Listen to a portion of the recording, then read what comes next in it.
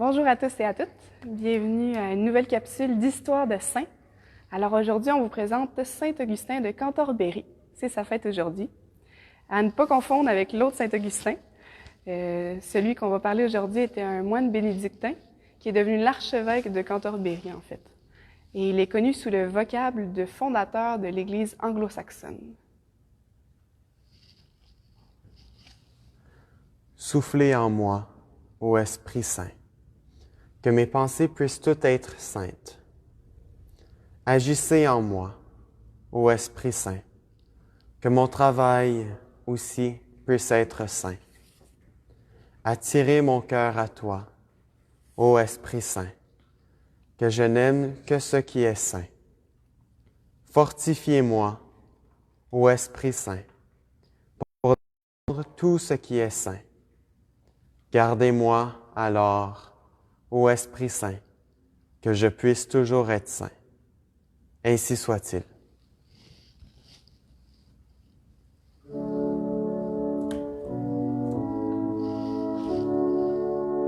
Alors c'était une prière de Saint-Augustin de Cantorbéry lui-même à l'Esprit Saint. On enchaîne maintenant avec son histoire de vie. Au 5e et 6e siècle, l'île de la Grande-Bretagne était retombée dans le paganisme à la suite de l'invasion des Saxons. Elle avait été évangélisée jadis dans les premiers siècles du christianisme, avant que les invasions saxonnes aient repoussé les chrétiens, les Bretons, en Cornouailles et dans le pays de Galles.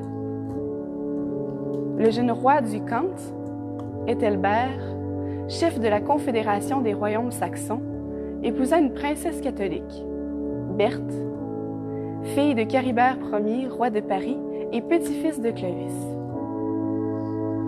Berthe consentit à ce mariage à la condition d'avoir sa chapelle et de pouvoir observer librement les préceptes de sa foi. Elle a fait cela avec l'appui d'un évêque gallo-franc. L'âme du roi de Kent subissait la salutaire influence de sa pieuse épouse, qui le préparait sans le savoir à sa conversion prochaine. Le pape Grégoire le Grand se souciait fort du salut des Anglo-Saxons. À l'époque, ils avaient envahi le brumeux pays des Bretons et les Bretons eux-mêmes refusaient de les évangéliser. Car pour eux, ils étaient leurs occupants envahisseurs, ils étaient des barbares païens. Et le Saint-Père jugea le moment opportun pour l'évangélisation de l'Angleterre, ce à quoi il aspirait depuis longtemps. Pour réaliser cet important projet, le souverain pontife devait choisir un homme de charisme et de droiture avec un zèle apostolique. Il ne choisit nul autre qu'Augustin, alors moine. Augustin était prieur au monastère de Saint-André du mont Cælius, l'une des 7 collines de Rome. Lorsque le pape Saint Grégoire le Grand vint le soustraire à la paix du cloître. C'est en ce beau printemps 596 qu'il débute l'importante mission d'évangélisation que Dieu lui avait soufflée. Avec 40 de ses moines bénédictins à Rome, il se fait à présent missionnaire. En ce printemps, à la tête de 40 moines, il entama le plan d'évangélisation que Dieu lui avait préparé. Il fit une escale à Paris et d'autres encore, puisque la route était longue pour se rendre de Rome jusqu'à Cantorbéry. Durant une escale, cette fois à l'Airain, il étudia la langue et les mœurs des Saxons dans un monastère. Mais ce qu'on leur conta quant à la cruauté des Saxons effraya tellement ses compagnons qu'ils le prièrent de solliciter leur rappel du pape. Augustin dut retourner à Rome pour supplier le Saint-Père de dispenser ses moines. Mais le souverain pontife renvoya Augustin auprès de ses moines avec une lettre où il prescrivait aux missionnaires de reconnaître désormais le prieur de Saint-André pour leur abbé et de lui obéir en toutes choses. Il leur recommanda surtout de ne pas se laisser terrifier par tous les racontars et les encouragea à souffrir généreusement pour la gloire de Dieu et le salut des âmes. Ainsi stimulés, les religieux reprirent courage, se remirent en route et débarquèrent sur la plage méridionale de la Grande-Bretagne. Merveilleusement accueillis par l'évêque d'Arles, qui était alors le légat pontifical pour la Gaule, Augustin retourna chercher ses moines qui les installa à Arles. L'archevêque leur fournit des professeurs enthousiastes de saxon et les envoya à travers la Gaule en leur faisant remonter le Rhône. Ils étaient à Autun pendant l'hiver, puis longèrent la Loire, passèrent à Orléans, à Tours et s'embarquèrent à l'embouchure de la Loire pour débarquer à l'île de Thanet au printemps 597. Le roi Ethelbert n'autorisa pas les moines romains à venir le rencontrer dans la cité de Cantorbéry, qui lui servait de résidence. Mais au bout de quelques jours, il s'en alla lui-même visiter les nouveaux venus. Au bruit de son approche, au chant des litanies, les missionnaires formèrent une procession devant Augustin, crosse en main et mitre en tête. Ainsi arrivé devant le roi Ethelbert, Augustin fit son premier sermon, écouté avec bienveillance. Il n'obtint pas immédiatement la conversion du roi, mais l'autorisation de prêcher et de construire sous la protection de la reine. Les résultats ne se firent guère attendre, puisque dès la Pentecôte 597, on inaugura la cathédrale de Cantorbéry, où le roi lui-même s'installa parmi les fidèles enthousiasmés par les pompes et les chants de la liturgie romaine. Vivant de la vie des apôtres dans la primitive Église, saint Augustin et ses compagnons étaient assidus à l'oraison, aux vigiles et aux jeûnes. Ils prêchaient la parole de vie à tous ceux qu'ils abordaient, se comportant en tout selon la sainte doctrine qu'ils propageaient, prêts à tout souffrir et à mourir pour la vérité. L'innocence et la simplicité de leur vie, la céleste douceur de leur enseignement, parurent des arguments invincibles aux Saxons qui embrassèrent le christianisme en grand nombre. Charmés, comme tant d'autres, par la pureté de la vie de ces hommes, séduits par les promesses dont plus d'un miracle attestait la vérité, le noble et vaillant Ethelbert demanda lui aussi le baptême, qu'il reçut des mains de saint Augustin. Sa conversion amena celle d'une grande partie de ses sujets. Comme le Saint-Père Grégoire le Grand lui recommanda de le faire, le roi proscrivit le culte des idoles, renversa leur temple et établit de bonnes mœurs par ses exhortations, mais encore plus par son propre exemple.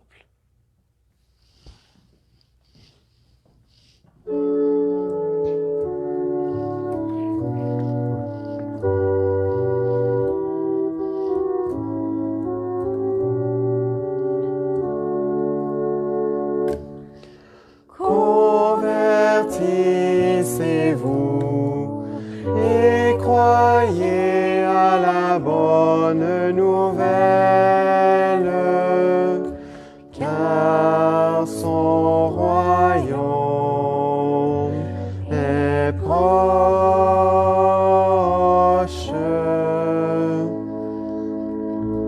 Le Fils de l'homme, quand il reviendra, trouvera-t-il la foi sur la terre, qui soutiendra le jour de sa venue? Veillez, car il viendra soudain, celui que vous cherchez. Convertissez-vous et croyez à la bonne nouvelle, car son royaume est proche.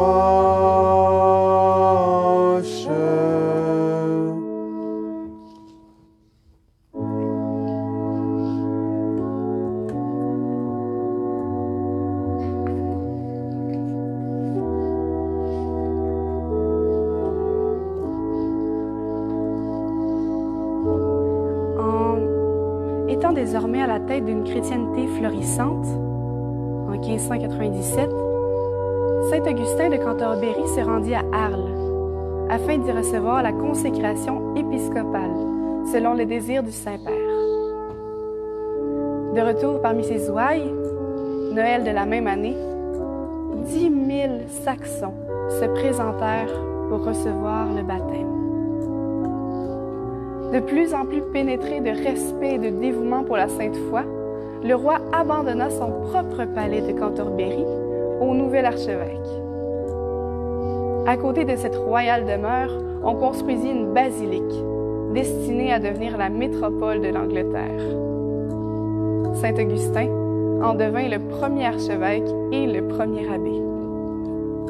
En le nommant primat d'Angleterre, le pape Saint Grégoire lui envoya 12 nouveaux auxiliaires, porteurs de reliques et de vases sacrés, de vêtements sacerdotaux, de parements d'autel et de livres destinés à former une bibliothèque ecclésiastique. Le souverain pontife conféra aussi au nouveau prélat le droit de porter le pallium en célébrant la messe, pour le récompenser d'avoir formé la nouvelle Église d'Angleterre par ses inlassables travaux apostoliques. Cet honneur, insigne, devait passer à tous ses successeurs sur le siège archiépiscopal d'Angleterre. Le pape lui donna également le pouvoir d'ordonner d'autres évêques afin de constituer une hiérarchie régulière dans ce nouveau pays catholique.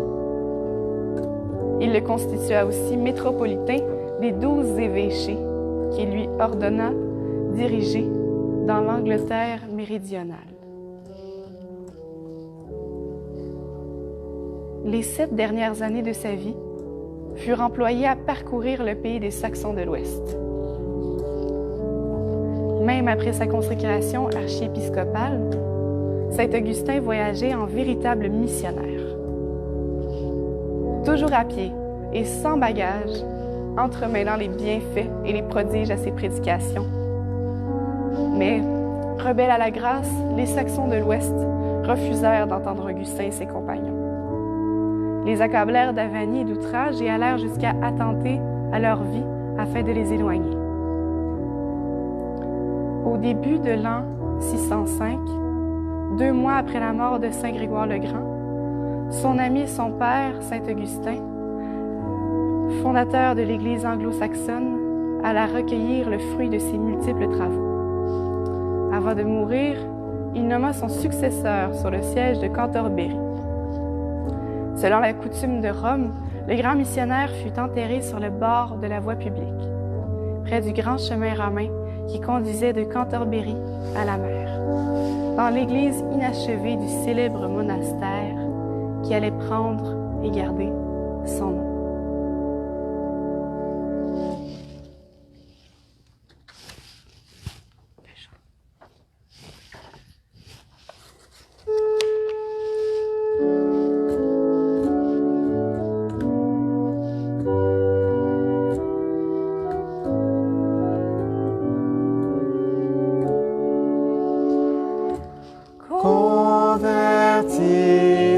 Convertissez-vous et croyez à la bonne nouvelle, car son royaume est proche.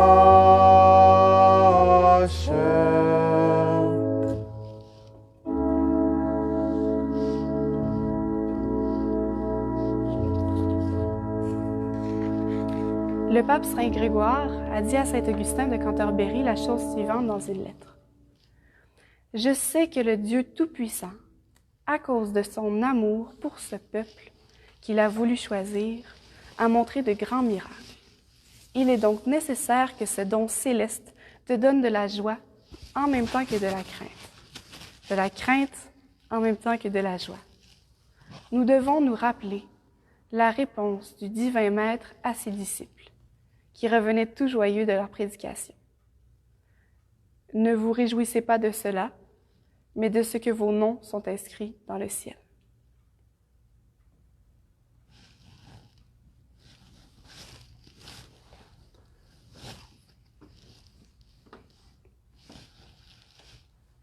Évangile selon saint Luc.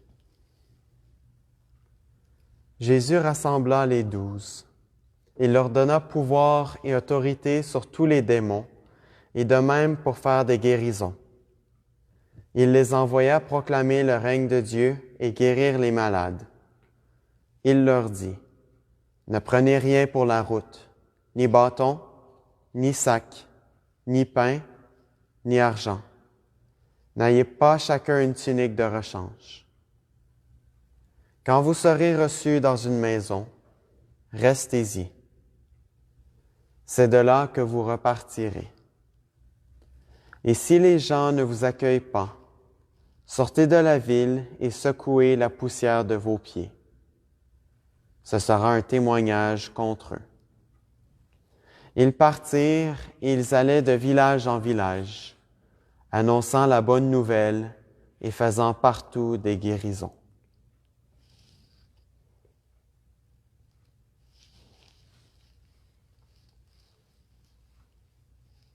Nous terminons ce temps de prière avec une prière que saint Augustin de Cantorbéry a composée lui-même. Traduite de l'anglais, parce qu'il était justement en Angleterre.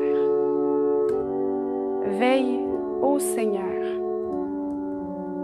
avec ceux qui ne peuvent pas dormir ni pleurer ce soir. Soigne tes malades. Procure le repos aux abattus. Bénis tes mourants et apaise tes souffrants. Aie pitié pour les affligés et protège les joyeux. Amen. Saint Augustin de Cantorbéry, venons vous demander d'intercéder auprès de Dieu pour protéger justement tous nos malades, tous ceux qui souffrent en cette période de COVID. Viens prendre soin d'eux. Saint Augustin de Cantorbéry, priez pour nous.